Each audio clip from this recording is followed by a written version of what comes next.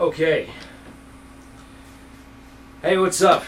I'm Mason, and this is John, the dub of Jay, as he calls himself sometimes. And this is the final call. We're going to be reviewing an old school flick today from 1995 called Strange Days. It's Catherine Bigelow directed it, and it stars Ralph Fiennes, as he's calling himself on IMDb these days. Angela Bassett, Juliette Lewis, and a number of other really great actors. This is such an awesome movie. It's about like this future that we're sort of in, but we're sort of not, where they've got these head units that you can put on where you're literally recording the cerebral cortex, and if you watch one of those recordings, you're actually reliving the event when you close your eyes with this headset on, and it's intense stuff, and all kinds of craziness erupts from one of these recordings for Ralph Fiennes, and he finds himself caught up in this massive conspiracy that's really a pretty simple conspiracy, but it's some crazy shit.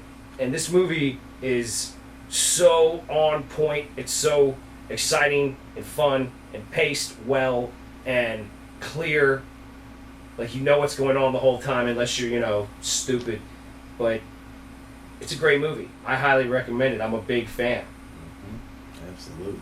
It's got a running time of almost 2.5 hours, but it doesn't feel like it. They pack a lot in within that time span.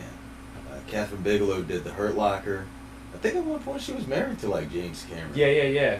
This is a James Cameron production. It's James Cameron's story as well. He's He's behind the story on the writing end. Nice.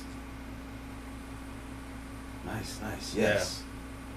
Yeah. It's it was very ahead of its time. I think same thing as I said about Event Horizon last night. If Strange Days came out about 10 years later, it might have gotten a bigger non-cult. It might have been more noticed. It's another one of our under-the-radar, underappreciated flicks that we highly recommend here at Final Call. That's a good category to call it, under the radar. Yeah. Yes. Not a lot of people know about this movie. A lot of people know about Catherine Bigelow from The Hurt Locker and other newer movies that she's put out. And she's a really great director. She does a really good job of getting the story across. And the story that she puts across in this movie is very relatable for our day and age, and it's really heartfelt and good. It's smart, it's intelligent, it's a lot of fun. And I definitely recommend it. On a scale from 1 to 100,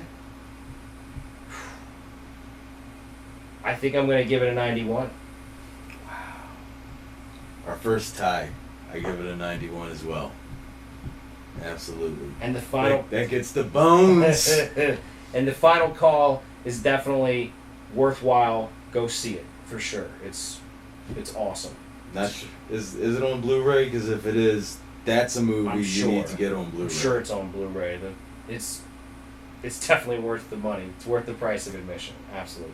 Did you see it in the theater? I didn't see it in the theater. That movie I did not see in the theater. I saw it on pay-per-view a number of times, but no theater for me.